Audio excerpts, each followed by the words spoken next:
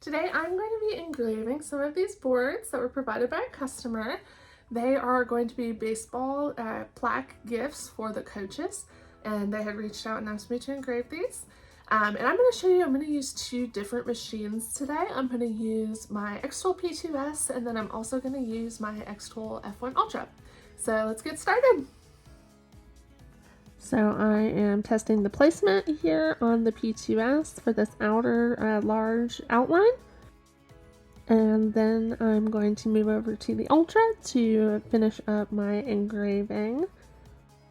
Okay, so you can see I have started my engraving, and then now I am going to just adjust and get the next piece. And yes, this 100% could be fully engraved on my P2S, but I just love how little cleanup the F1 Ultra needs when I'm doing an engraving like this.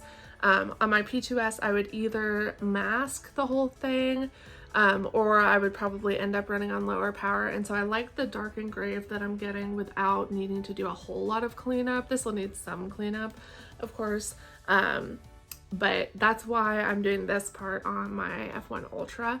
However, the P2S is a lot better for like cutting, so the pieces I'm going to cut, I will cut on my P2S.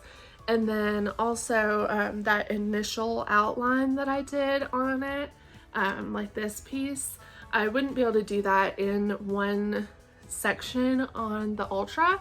It's just wider than what the machine is, and so I really wanted to just get that done in one setting so I didn't have to deal with lining that up perfectly. So I did do that on my P2S too, and that's why. I'm going to cut out these stitches for the baseballs on the P2S, and then we're just going to kind of prep the plaques. I'm using some LA Awesome spray on a baby wipe just to remove the excess charring before I finish putting everything together. Now I'm going to take the masking off of the strips that I cut on the P2S. So I masked a pre-finished red wood for these, and then I also put 3M on the back. So these are going to stick right on really easily. I just have to remove that masking. So I'm going to stick these on, and then I am going to add the frames for this because the customer wants to be able to put a photo in here. So I am going to use these acrylic frames. They're magnetic, and they also will go on really easily with some 3M. So I'm just going to apply the 3M on the back here. I get my 3M in rolls because I use a lot of it, but you can get just a few sheets if you just want to try it out. And so I'm going to cut this down and apply it on the back here, and then we'll be able to stick that right on as well. So I'm getting everything lined up here, and then I'm going to apply this. 3M is pressure activated, so once you put this on and apply some pressure, before you do that, you just want to make sure that it's exactly where you want it to be, because you are not going to be able to reposition it once that pressure is applied.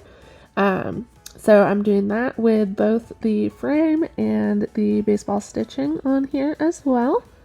And then I think I've got it pretty much where I want it, and the customer is going to add the photo in there. So they'll be able to easily do that with these magnetic frames. This customer ordered 2 of these plaques for their 2 different coaches. So I'm going to put the second one together, and I'll link the materials that I used for this down below. This is my first time using these frames, and I'm really impressed with them.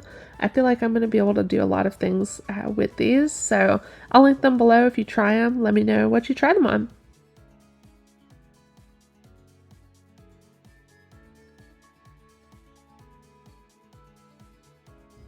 Alright, and there it is. If you enjoyed this video, please be sure to like, comment, share, and subscribe. Let me know in the comments who you would give one of these to. See you next time!